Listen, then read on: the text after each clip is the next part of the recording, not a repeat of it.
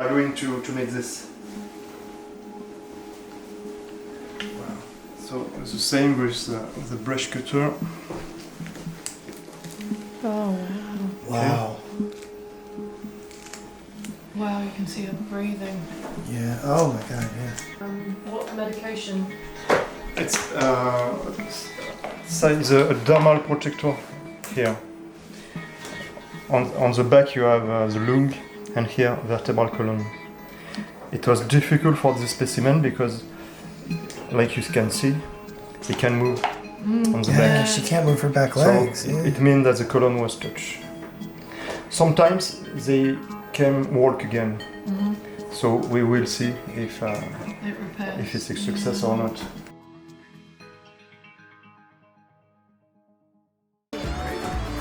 Hey, How are you? how are you? Fine. Good to see you. Good travel in Corsica? Yeah. Yes? Hello, Sam. Hi. To see. Everything's so beautiful. This is Stefan. He's our new friend. He's going to be taking us around Village des Tortoises, and we're going to get to see everything, right? And the amazing work that they are doing here to save the wild populations of Western Hermans tortoises, among many other species that they work with here. On your left you have the quarantine. When tortoises arrive, they came here. So this is the quarantine section where the animals go for obvious reasons. Assess their health, to stop disease transmission, possible injuries. This is the veterinary clinic. And this is actually separate from the actual village. So it's already just amazing to see the capabilities of this place and how they have everything separated.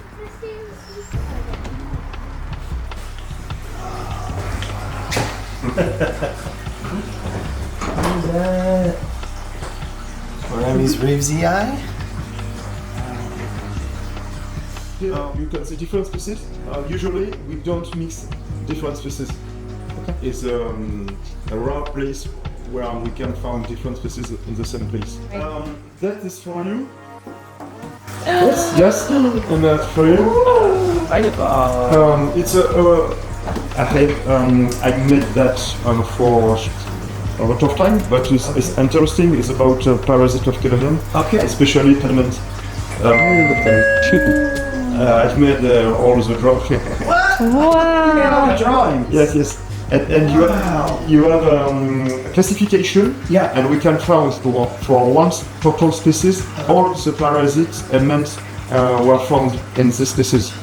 So this book that Stefan has made goes over all the specific parasites found in different species. So you can actually reference the species in here and then go, learn about what can be found in them. And he actually made all the drawings too.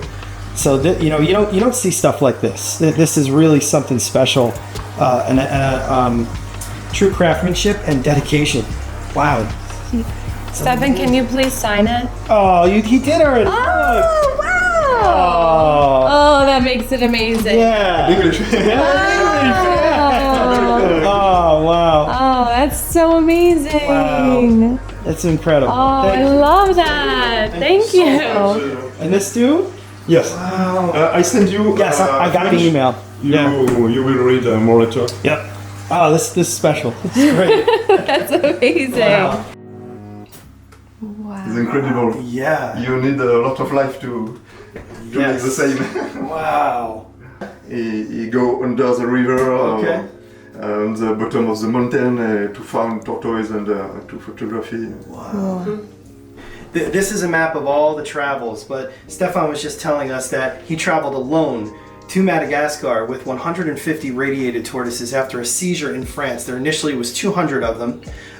50 of them died on arrival. And then they only had one loss after they had the animals, and he was able to travel back to Madagascar where these animals were released, and it was the first time that Madagascar actually received their animals back. So that's amazing. It's true for external care, for people who bring their tortoise and after they pay and they go to their homes. There are a number on this shell because you will see more later. We make a study of a behavior study This tortoise was bit by a dog. Oh, it's a dog attack. Okay, we are repair the shell. They're broken. Okay, Wow. Today. Now, will that tortoise go back to its owner? Yes, today. Okay. Today. So here in this part of the clinic, there's different turtles and tortoises that have suffered injuries. Some that have come from the wild, some that have come from the park, and even people that actually have them as pets can bring them in for treatment, and then they go back. They keep extensive paperwork on the animal, and as you just saw with that Western Hermans, that animal is going to actually go home today. Right. If they are wild tortoise, they are in wildlife care center. Oh, in wildlife care not center. mixed with exotic and individual tortoise. Okay, got it. So, but 30% of the animals that come in from injuries, 30% is from dog attacks. Yes. Yes. In garden. And this animal right here was attacked by a dog. Yes. Wow. He's healing up beautifully.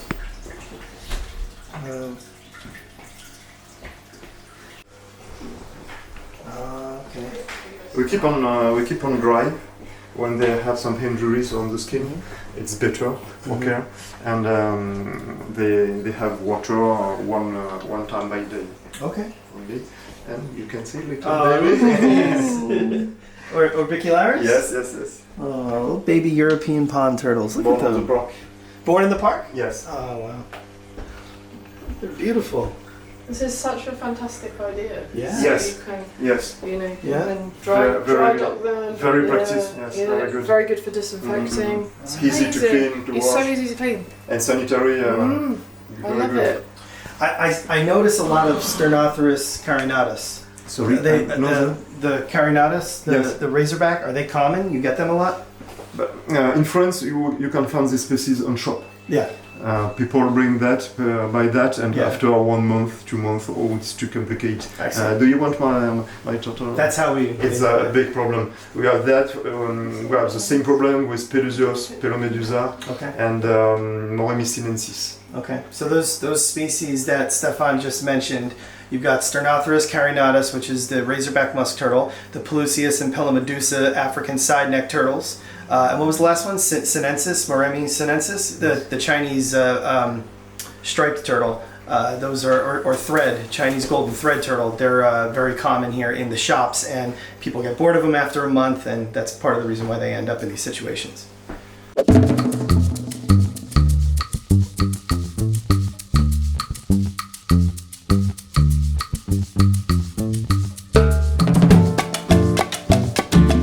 A lot of people want to bring here, because it's a long life animals. Okay. So done a lot of breeding. Some people make reproduction because they think it's a good thing for protect the animal. Mm-hmm. In fact, no. In 80% they are hybrid with sanitary problem. It's not a solution, it's a problem, and it's a risk for wild population. Our study show that. You know, they're giving you a look into the plight that these animals are facing, and the uncertain future, and what they're going through. And what will actually happen is locals will bring them a tortoise that they find in the wild, and they'll say, oh, it needs to be here because it can get hurt in the wild. They're not taking into consideration that the best place for it is in the wild. They also talk about controlling breeding, because it's a real problem over here in Europe with some of these animals with hybridization, impurity, which actually threatens the existence of a lot of these very sensitive animals.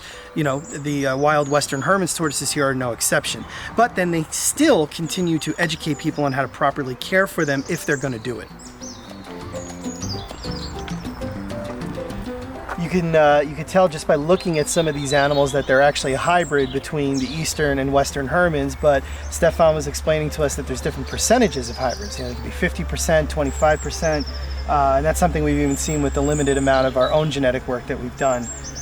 So these animals are separated. Males are on one side, females are on the other, because they don't allow these animals to breed, because they're a problem. You know, you don't want to keep putting impure specimens out there.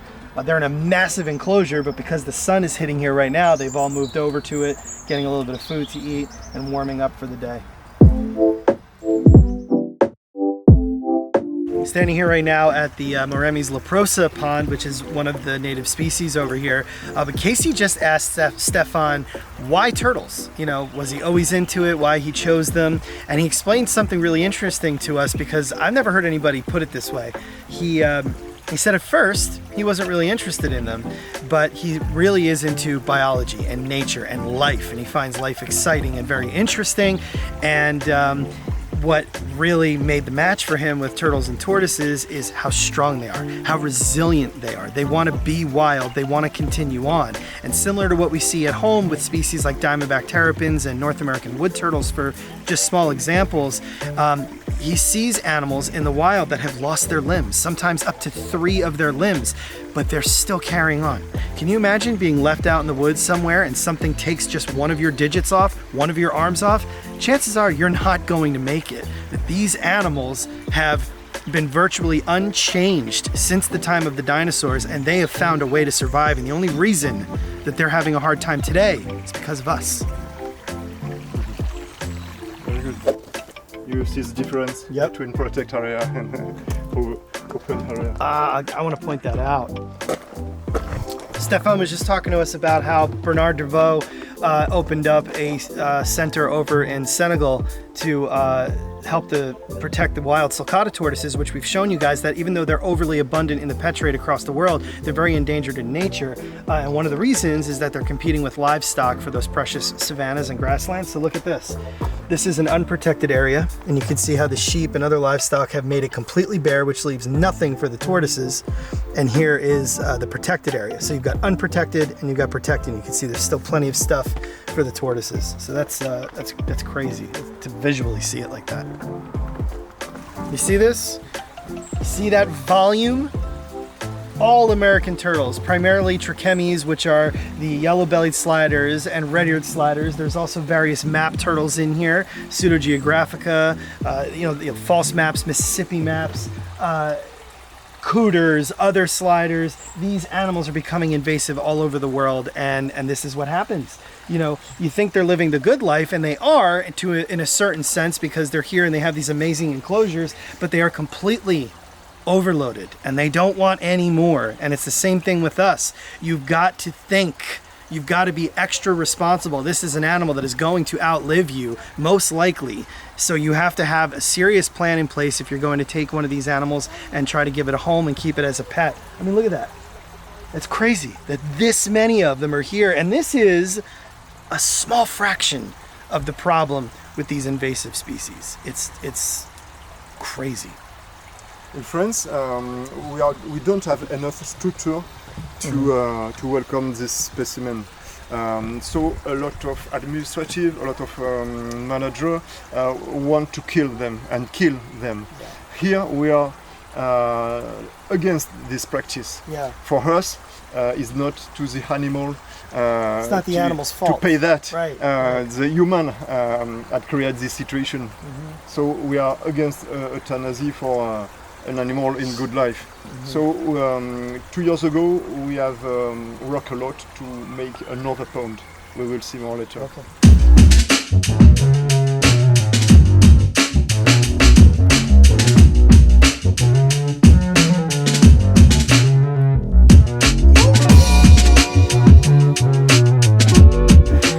This is interesting because this right here, you know, there's a lot of language barriers between different parts of the world. Something that Eleanor is trying to help to maintain and kind of break through the fences, to get all of us to work together, but a lot of us can't because we can't understand each other that well. And that's something that I think is really important that she's trying to do because there's so many amazing people all over the world that are working with these animals, but sometimes you don't need to go that far into your brain to figure out what some of these signs are saying. Right here, this is tortue crepe. That means pancake tortoise. You know what a crepe is, right? Very similar to a pancake, so you would know exactly what you're going to look at here without even seeing the image of the animal. That stuff, I love to nerd out about that. That's cool. Yeah.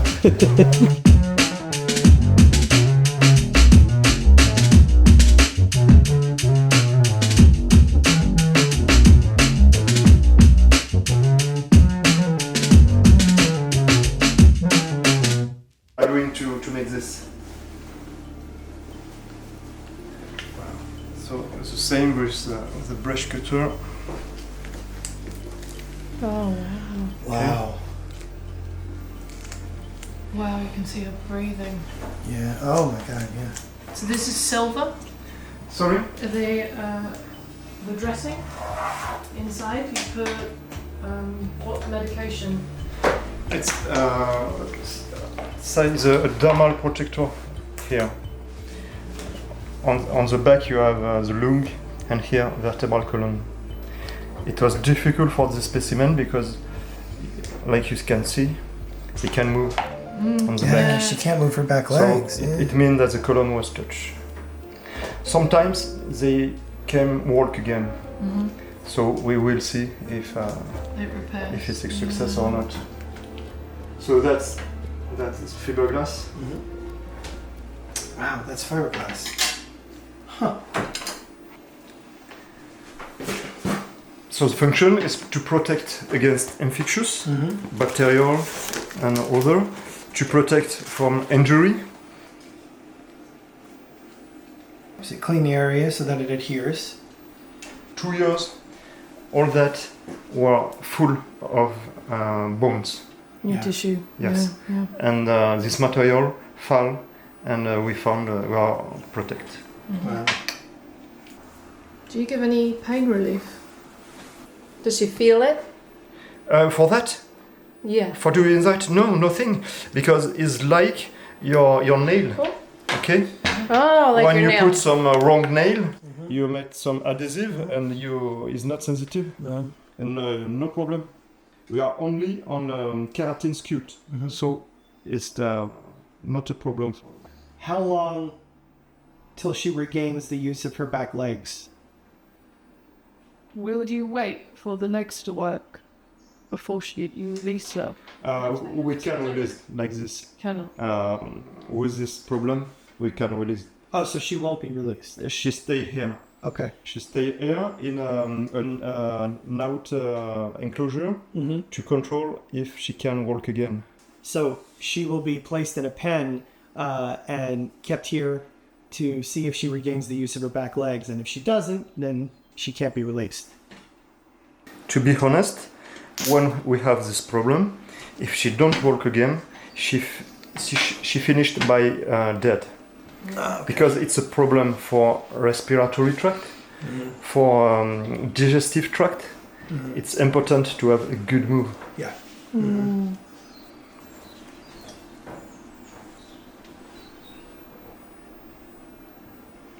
When she began to hit again, quickly we can release. When the medical treatment are finished, we can release like this. Wow. Now, you must be careful. You see, like this. If you don't have resin, water will get in. yes. So it has to be completely yes. covered. Okay. Saturated, yeah.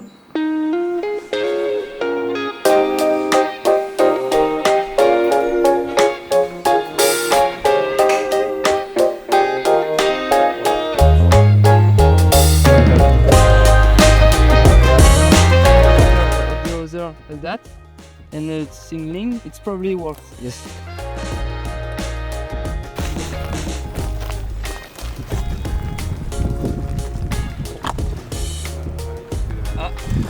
Okay, so we are in the south of France and we are following Stephane, who's been doing monumental work with the Western Hermans tortoise right here in nature since 1985 is when Stephane first came to be.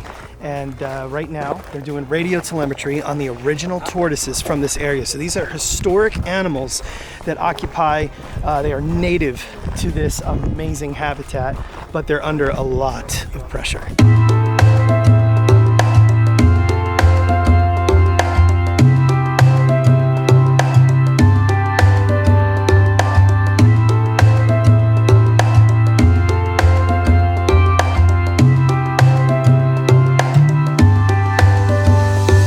Loud right there. Oh, I see it. That's so far. Oh, wow.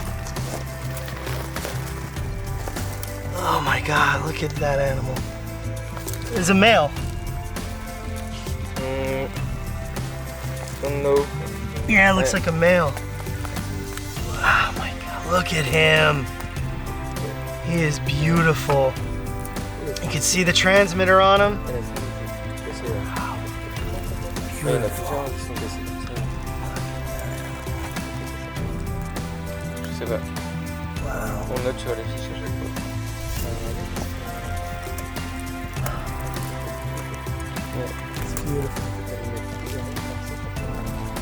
So that's an original Testudo Hermani from this area. It's not a reintroduced one or a young release. This is an older adult male that's been living out here in this incredible landscape and survived the fire that blazed through here in the summer of 2021 and claimed the lives of so many of them.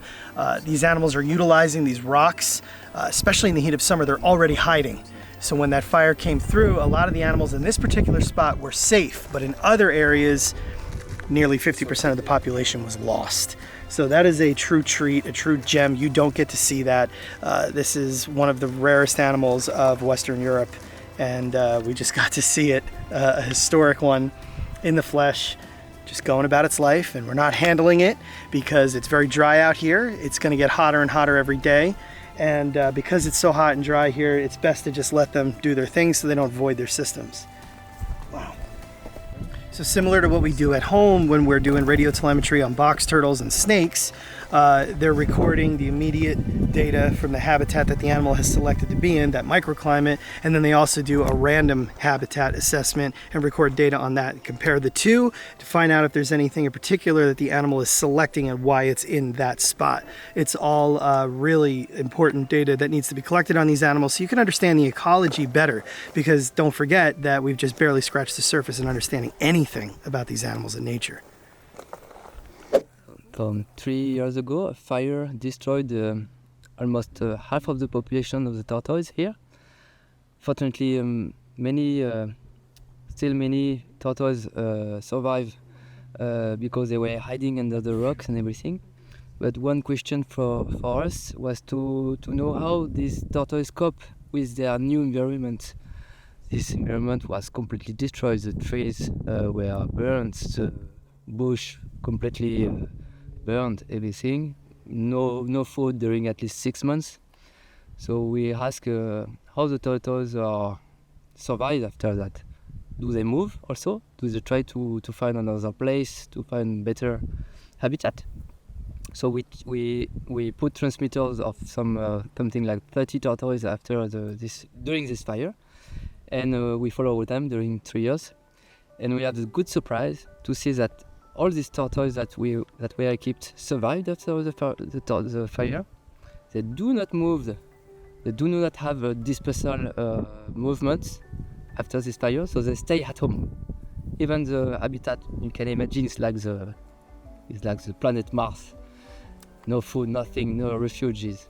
But they stay here, and now the habitat is better. The bush are growing. There is good grass, and these animals are perfectly healthy. They have a good night, and we with transmitter we see that tortoises are laying eggs and everything.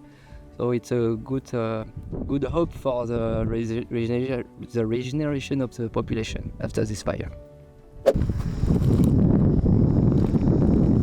Just the volume.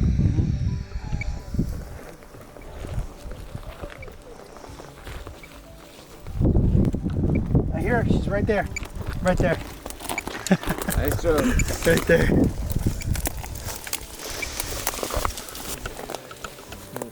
Right here. You see it? Nice job. Yeah, it's right here. It's running around in there. It's very spooked. Mais son telling question is to see it. Got a shot of it? Hardly. Yeah. They're angry. Yeah, he's not happy, but we tracked him. Got him. That was thank you. Yeah, That was the job. That was incredible.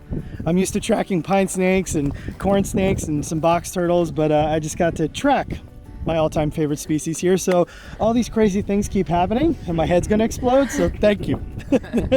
Wow. Holy cow. Got to see 3 in Corsica and 3 in Var. So that's okay.